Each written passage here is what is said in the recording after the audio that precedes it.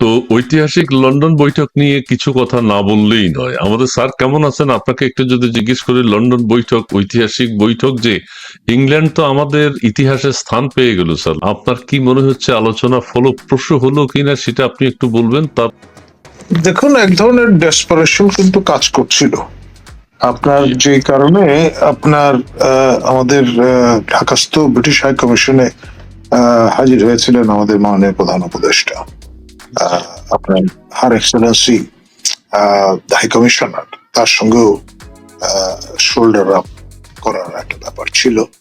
আর আপনার আইসিসিতে আপনার যে অভিযোগ দায়েরের যে প্রক্রিয়াটি, সেটার আপনার মুসাবিদা, সেটি এমন একটি ফার্ম এটির সঙ্গে যুক্ত, যে ফার্মে আপনার কাজ করতেন ব্রিটিশ মাননীয় প্রধানমন্ত্রী mister his Excellency mister Starmer, এবং আপনার honourable member of the house of Commons tulip Siddique. তিনি এমন একটি কনস্টিটিউয়েন্সি থেকে নির্বাচিত হয়েছেন লন্ডনে, যেটি ইলেকটোরেট বেসিক্যালি জুইশ ব্যাকগ্রাউন্ডের।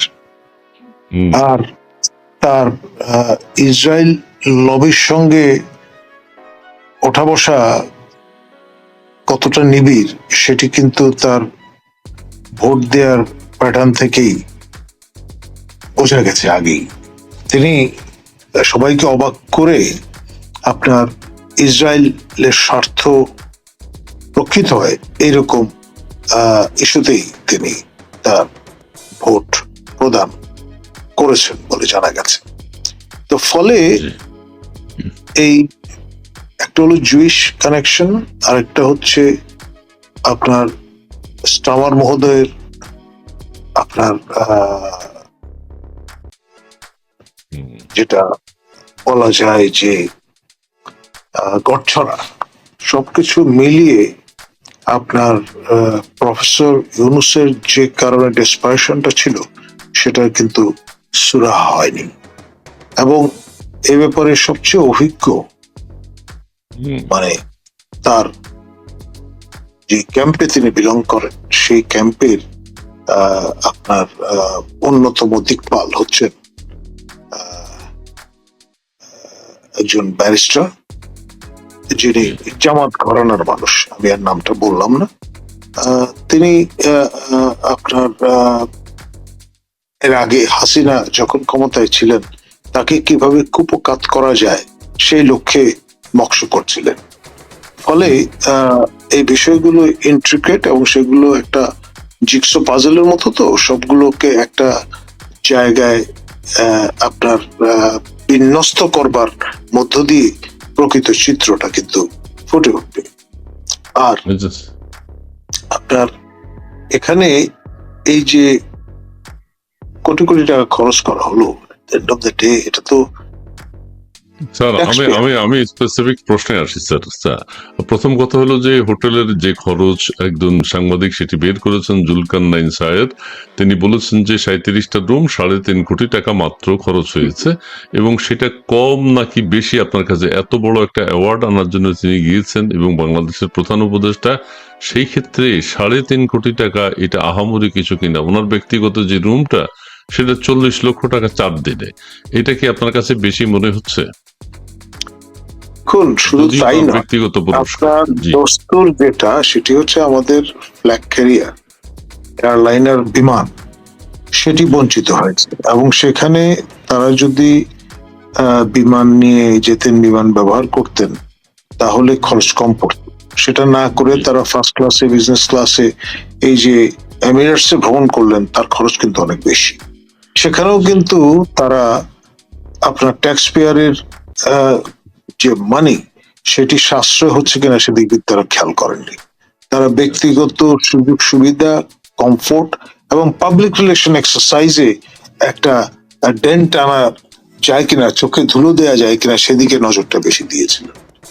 ফলে আপনার হিসাব নিকাশ করে দেখা যাচ্ছে যে এমিরেটসে ভ্রমণ করে তারা টাকা আরো বাড়তি খরচ করেছেন, সাশ্রয় করেন। আমাদের বোকা পাবলিক মানে ভাবটা এরকম, কোট আন কোট, তাদের বোঝানোর জন্য তারা সেই বিষয়টাও আপনার ক্যাম্পেইনের অংশ হিসেবে নিয়ে এসেছিলেন যে বাণিজ্যিক ফ্লাইটে তিনি গেছেন, তিনি শেখ হাসিনার মতো আপনার এই পাবলিক যে ট্রান্সপোর্ট, দেশের ক্যারিয়ার ট্রান্সপোর্ট ফ্ল্যাগ বেয়ারার, সেটি ব্যবহার করার থেকে বিরত থেকেছে। জি স্যার, এখানে একজনের উপলব্ধি আমাকে জানালো যে সেটা হচ্ছে আমাদের এয়ারলাইন নাকি বাংলাদেশ বিমান সরাসরি ইংল্যান্ড যায় বা লন্ডনে যায়। সেই ক্ষেত্রে নিরাপত্তার কথা ভেবে জাতীয় নিরাপত্তা উপদেষ্টা যেহেতু সাথে ছিলেন, যে বাংলাদেশ বিমান ডাইরেক্ট যেহেতু লন্ডনে যায়, উপরে উঠার পর যদি তেল শেষ হয়ে যায় বা কোনো সমস্যা যদি দেখাতে যান্ত্রিক গোলযোগ, থামার তো কোনো উপায় নেই। সেক্ষেত্রে দুবাই হয়ে যদি ইংল্যান্ড যান সেটি অনেক নিরাপদ, এবং সেই কারণে তারা এমিরেটস বিমান ব্যবহার করেছেন। এখন ব্যক্তিগত সুবিধা অসুবিধাটাই ছিল বিবেচ্য বিষয়। এখানে জনগণের আপনার করের টাকা কতটুকু সাশ্রয় করা যায় সেদিকে কিন্তু তাদের মনোযোগ ছিল না, টু বি অনেস্ট। এবং সেটি পরিষ্কার, এখানে আপনার ছাই দিয়ে আপনার কোনো কিছু ঢাকবার সুযোগ কিন্তু অবশিষ্ট নেই। আর যে হোটেলে অবস্থান করেছেন, মহাত্মা গান্ধী বেঁচে থাকলে হয়তো লজ্জা পেতেন এরকম। তিনিও লন্ডনে গেছেন গোল টেবিল বৈঠক করতে, তার প্রিয় ছাগলকে নিতে, তিনি বলেননি। এখন তারা তাদের পেট নিয়ে গেছেন কিনা আমরা কিন্তু জানি না। জি জি স্যার, এবার আরেকটা প্রশ্নে আসি। বিএনপির কথা যদি বলি, তারেক রহমানের সাথে সেখানে আলোচনা হয়েছে। তারেক রহমান হচ্ছেন বিএনপির ভাইস চেয়ারম্যান, অত্যন্ত গুরুত্বপূর্ণ দায়িত্বে, সেটা ঠিক আছে। কেউ কেউ বলছেন আবার বেগম খালেদা জিয়া চেয়ারপারসন, তিনি দেশে আছেন, তার সাথে কথা বলা যেত। মহাসচিব দেশে আছেন, তার সাথে কথা বলা যেত। এই একটা পুরস্কার আনতে গিয়ে তিনি কি মিটিং করার জন্যই সত্যি গিয়েছেন নাকি পুরস্কার আনতে গিয়েছেন, সেটি একটা। আরেকটি বিষয় হচ্ছে বিএনপি যে অনড় অবস্থানে ছিল, যে তারা ডিসেম্বরে নির্বাচন চায়। তারেক রহমান সাহেব বলেছেন যে ডিসেম্বরের আগেও সম্ভব, এবং তারা খলিলুর রহমান সাহেব জাতীয় নিরাপত্তা উপদেষ্টা যিনি আছেন তার পদত্যাগ চায়, দুই উপদেষ্টারও পদত্যাগ চায়, তারা ছাত্র উপদেষ্টা। সেই বিষয়ে তারা অনড় ছিলেন। কি এমন ঘটলো যে সবকিছু ভুলে গিয়ে তারেক রহমান সাহেব ডিসেম্বর বা ডিসেম্বরের আগে নির্বাচনের কথাটাই উত্থাপন করতে পারেননি? জি প্লিজ। দেখুন, আমি তো বললাম বৈঠকের আগেই বৈঠক হয়ে গেছে বলে শোনা গেছে।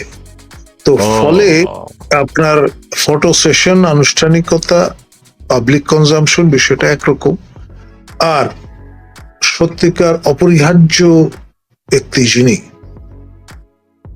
তার সঙ্গে কিন্তু নেগোসিয়েশনটা হয়েছে। দুই রহমান বলতে দুই রহমান, খলিলুর রহমান খলিলুর রহমান মহোদয় কিন্তু খেয়াল করেন যে তিনি প্রেস ব্রিফিং এও সরকারের পক্ষ থেকে কথা বলেছেন। তিনি সরকারের পক্ষ থেকে মাননীয় তারেক জিয়াকে অভ্যর্থনা করেছেন, একেবারে এসকর্ট করে হোটেলের ভেতরে নিয়ে গেছেন। তো ফলে আপনার এই বৈঠকের আগে যে বৈঠকটি 1-to-1 লেভেলে হয়েছে বলে শোনা যাচ্ছে, সেখানেই কিন্তু এই যে জয়েন্ট ডিক্লারেশনের মতো যৌথ বিবৃতি, সেটা কিন্তু সেখানেই ড্রাফটেড হয়েছে। এবং আপনি যদি go through the joint declaration, সেখানে প্রচুর ফাঁক ফোকর আছে আপনার। এটা অনেকটা এমওইউর মতো, ইটস নট বাইন্ডিং। এমওইউ যেমন আমরা স্বাক্ষর করি, এক ধরনের ভদ্রতা, কিন্তু সেটি আপনার কোন ট্রিটি অব্লিগেশনের দিকে আমাদের নিয়ে যায় না, সেরকম একটা বিষয়। কাছে পরিষ্কার হয়ে গেল যে ওনার কথা রাখা হবে না। সেনাপ্রধান 2 বার বলেছেন, কিন্তু 18 মাসের মধ্যে নির্বাচন বা ডিসেম্বরের নির্বাচন হয়ে যাওয়া উচিত তিনি বলেছেন। তার পক্ষ থেকে কোনো প্রতিক্রিয়া কি আমরা দেখতে পাবো না? তিনিও মেনে নিয়েছেন ফেব্রুয়ারিতেই হোক, তার কোনো ব্রিফিং কিন্তু আমরা পাইনি। তিনি এক কথার মানুষ, খেয়াল করেন, ইটস ভেরি কনসিস্টেন্ট। তিনি এএফপির সঙ্গে সাক্ষাৎকার যেটি দিয়েছিলেন এই সরকার ক্ষমতায় আসার পর যে 18 মাসের একটা সময়সীমা তিনি বেঁধে দিয়েছেন তার বাহিনীর পক্ষ থেকে, তার কনস্টিটিউয়েন্সির পক্ষ থেকে, এবং সেটি শেষ হয় কিন্তু ডিসেম্বরে। আর এই ডিসেম্বরের পরে কাট অফ ডেট 1 জানুয়ারি তিনি অফিসার্স অ্যাড্রেসে জানান দিয়েছেন যে তিনি আপনার ম্যান্ডেট ডিসেম্বরে সম্পূর্ণ নির্বাচন একটি হওয়া উচিত। সরকার ম্যান্ডেট সম্পূর্ণ জি। একটি সরকার দেখতে চান 1 জানুয়ারিতে, খেয়াল করেন, জি জি জি, Beyond জি। ডিসেম্বর। এবং হুম, তারপরও তারা সহযোগিতা করতে রাজি থাকবেন যদি হুম, ম্যান্ডেট প্রাপ্ত সরকার ক্ষমতায় থাকে। হুম, আর গ্যারান্টি যেটি দিয়েছে সেটা কিন্তু 18 মাসের, ডিসেম্বরে যেটি শেষ হয়ে যাচ্ছে। এরপর তারা যদি বলেন যে আমরা ব্যারাকে ফিরে যাব, কোন শক্তি পৃথিবীর তাদের আটকে রাখতে পারবে না। তারা রণক্লান্ত নন, তারা ডিউটি ক্লান্ত। এটা আমরা সেই সেনাপ্রধানের জায়গায় কথায় আমরা পৌঁছেছে। কি সেই অবস্থা দেখতে পাবো যে উনি উনার কথায় অনড় আছেন বা থাকবেন, এই ধরনের কোনো লক্ষণ কি? আজ পর্যন্ত কিন্তু আপনার সেরকমটি আমরা দেখেছি। তিনি যা কিছু বলেছেন তা অনার করবার চেষ্টা করেছেন। তিনি জি।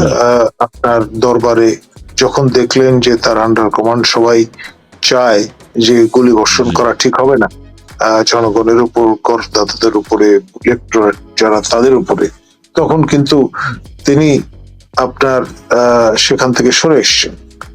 এবং জি। আপনার এই ঘোষণা বা গ্যারান্টি যখন পেয়ে গেল, যারা কোটা আন্দোলন করছিলেন তারা এক দফা এক দাবিতে উপনীত হলেন। তারা কিন্তু বিষয়টাকে হ্যাভেন স্যালো হিসেবে নিয়েছেন এবং জি। তার কি অবস্থাটা সেটা তো আমরা দেখেছি। এখন জি। সেই রকম ভাবে আমাদের ব্যারিস্টার ফুয়াদ মহোদয় যতই সেনা চালু উড়িয়ে দেওয়ার কথা বলেন না কেন, সেনাবাহিনীর বিরুদ্ধে কথা বলেন না কেন, বা এই সরকার সেনাবাহিনীর বাজেট যতই কমিয়ে দিয়ে থাকুক না কেন, আপনার হুম, এটা কিন্তু একটা গুরুত্বপূর্ণ নিয়ামক এবং জি। আপনার ক্রস রোড বলতে পারেন। এখন আচ্ছা।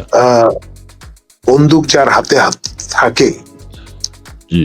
সে ব্যবহার করুক বা না করুক সে কিন্তু ম্যাটার করে। জি। তো আমাদের ফুয়াদ মহোদয় তো উনি তো হুমকি দিয়েই যাচ্ছেন, ওনাকে তো কেউ থামাতে পারছে না। থামানোর কোনো সুযোগ নেই, কারণ তিনি লার্নেড অ্যাডভোকেট, আপনার ব্রিটেন জি। থেকে সনদপ্রাপ্ত ব্যক্তি এবং জি। চমৎকার কিংস ইংলিশে কথা বলেন। জি, জি। তখন তাকে পায় কে? থামানো যাচ্ছে না। আচ্ছা স্যার, সর্বশেষ কথা হলো যেটি, আপনার কাছে কি মনে হয় আদৌ ডিসেম্বরে আমাদের সেন্ট মার্টিন নাকি আমরা হারিয়ে ফেলছি, এরকম একটা কথা, গুজব না সত্য সেটা আমরা জানি না। সেন্ট মার্টিনের সম্ভবত আমাদের আর অধিকার নাই, এটা কয়জন আমাকে জানিয়েছেন, আমি জাস্ট সম্ভবত বললাম। সেন্ট মার্টিন করিডোর এবং বন্দর, এই সব নিয়ে নাকি মিয়ানমারের নির্বাচন জানুয়ারিতে, সবকিছু নিয়ে এই অঞ্চল নাকি এক ধরনের উত্তপ্ত হতে পারে। প্রধান উপদেষ্টা যেরকম নির্বাচন পিছাচ্ছেন, নির্বাচনের পিছনে এক ধরনের অভিসন্ধি আছে, দুরভিসন্ধি আছে, সেটা হচ্ছে জানুয়ারি ফেব্রুয়ারিতে আবার এই অঞ্চলটা নাকি উত্তপ্ত হওয়ার আশঙ্কা আছে। সেই ক্ষেত্রে নির্বাচনের আর কোনো সম্ভাবনা দেখছেন কিনা বা হবে কিনা, এই কথাটি আপনি একটু বলে একটা ক্লোজিং দিবেন, শেষ করবো আমরা। জি। দেখুন, আমি আবারও, যদিও প্রাসঙ্গিক মনে হবে না, তবে ইসরায়েল ফ্যাক্টরটা কথা মনে করিয়ে দেব। আপনার সবচেয়ে বড় অনুঘটক কিন্তু ইসরায়েল, এবং তারা কিন্তু ইরানের উপর হামলে করেছে। কিছুক্ষণ আগে ইরান কায়দা করে ইসরায়েলের 2টি বিমান ভূপাতিত করেছে। সুতরাং ইসরায়েলের প্রতিরোধ স্পৃহা আরো বাড়বে।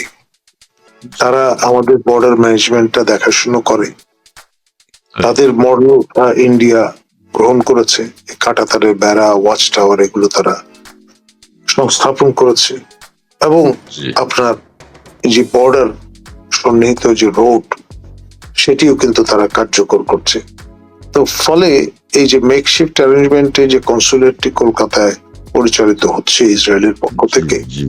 বিএসএফ কে অ্যাডভাইজরি সহায়তা প্রদান করার জন্য নাইট ভিশন, গুগল এবং গ্যাজেট যাতে সুন্দরভাবে ব্যবহার করা যায়, সেই অনুশাসনগুলো মনে করিয়ে দেওয়ার জন্য তারা আপনার এই মানাসা ব্রিগেড, যেটি আপনার কাঁধে কাঁধ মিলিয়ে এবার গাজা ফ্রন্টে এবং আপনার লেবানিজ বর্ডার ফ্রন্টে হিজবুল্লাহর সঙ্গে যুদ্ধ করেছে, আইডিএফ এর সঙ্গে, ইসরায়েল ডিফেন্স ফোর্সের সঙ্গে, তারা এখন এখানে যুদ্ধটা সেখানেই সীমায়িত না রেখে এবং কত দূরে গিয়ে বোমা ফেলা যায় সেটা কিন্তু ইতিমধ্যে সব প্রমাণ করেছে। রিফুয়েলিং ফ্যাসিলিটি ক্যাপাবিলিটি জি। আছে ইসরায়েল।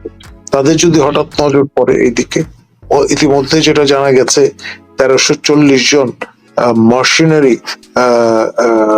লোকজন, তারা কিন্তু আমাদের এখানে যখন দেখলো তল পাওয়া যাচ্ছে না আপনার করিডোর এবং আপনার এই চ্যানেলের, তখন তারা কিন্তু মিজোরামের হেডকোয়ার্টার আইজলে উপনীত হয়ে সেখান থেকে আপনার দক্ষিণমুখ হয়ে আক্রমণ। মিয়ানমারের চেন প্রভিন্স এবং রাখাইন প্রভিন্সে ঢুকে পড়েছে। জি এখন স্যার, এরা আমি অনেকেই নাকি ব্যাটল হার্ডি। আপনার আমাকে কেউ বলছিলেন যে ভাই তাদের তো অ্যাক্লিমেটাইজড হতে সময় লাগবে, শ্বেতাঙ্গ লোক আপনার they will feel at home in Ukraine, not in here, it's quite human. জি তখন আবার আবিষ্কার করা গেল যে এদের অনেকেই ডুয়েল ন্যাশনাল এবং হয়তো মিজোরাম কিংবা আপনার মণিপুরেরই বাসিন্দা, অথচ ভিন্ন দেশের পাসপোর্ট তাদের আছে। জি